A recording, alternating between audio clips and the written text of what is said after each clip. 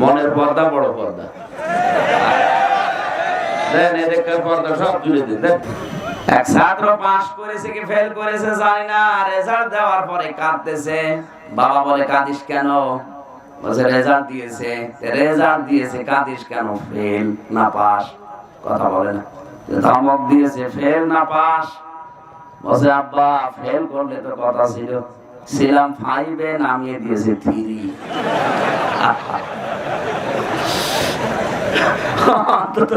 Fail করলে তো ক্লাসে থাকতে পারতাম, আমার রেজাল্ট এমন 3 নামিয়ে দিয়েছে, এখনো 5-এ উঠতে আমার 3 বছর লাগবে।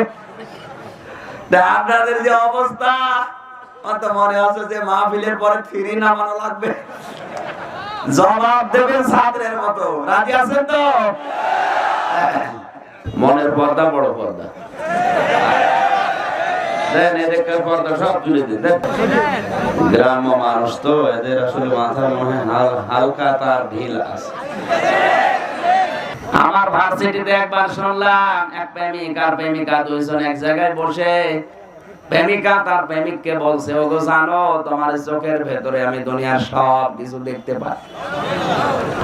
এক চাচা যাচ্ছিল পাশ দিয়ে, বলছে ও মা আজ 3 দিন আমার ছাগল হারিয়েছে, খুঁজে পাচ্ছি না। তুমি যদি সব দেখো তে আমার ছাগলটা কোন জায়গায় আছে একটু দেখে দাও। সব দেখে পাতা ছেড়ে বাদাম খায় আর গল্প করে। ওগুলো খুলে দেন, যেগুলো লাঙিয়েছে ওগুলো খুলে দেন, দেন ওই পর্দা সব খুলে দেন। মনের পর্দা বড় পর্দা দেন, এদিকের পর্দা সব তুলে দেন, দেন পর্দা লাগবে না, আরো বড় করে আপনারা ঘিরতে পারতেন।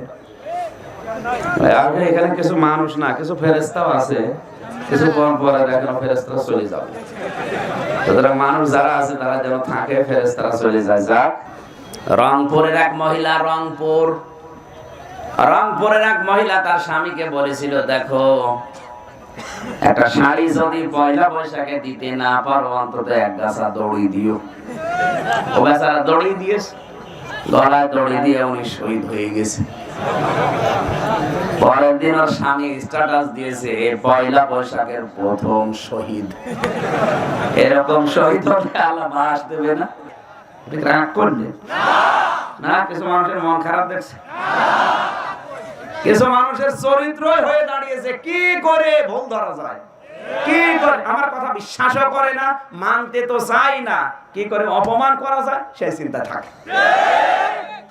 একবার বগুড়াতে খাবার খাচ্ছিলাম হোটেলে, বগুড়া জেলায় 3 জন মস্তান ছিলেন, গায়ে কোনো গোস্ত নেই, মাজার প্যান্ট খুলে পড়ে যাবে এই কারণে নিজেরাই বিভিন্ন দড়ি দিয়ে বেঁধে রাখে। এগুলো হচ্ছে মাস্তান, এসে চা খাচ্ছে। একজন আরেকজনকে বলছে, দেখ এই হুজুর যেভাবে খাবার খাচ্ছে মনে হয় প্লেট খেয়ে ফেলবে। আর একজনকে বলছে, এই যেভাবে হাড় খায় এই হুজুরের এলাকার কুকুররা মনে হয় হাড় পায় না। একজন ওখান থেকে এসে আমার কাছে বলছে, হুজুর ইফ ইউ ডোন্ট মাইন্ড, কিছু মনে করবেন না, একটা কথা বলি। বলে, আপনি যেভাবে হাড় চিবাচ্ছেন আপনার এলাকায় কুকুর কি হাড় পায়? আমি বললাম, আমার এলাকার কুকুর অত অভদ্র না, ওরা হাড় খায় না।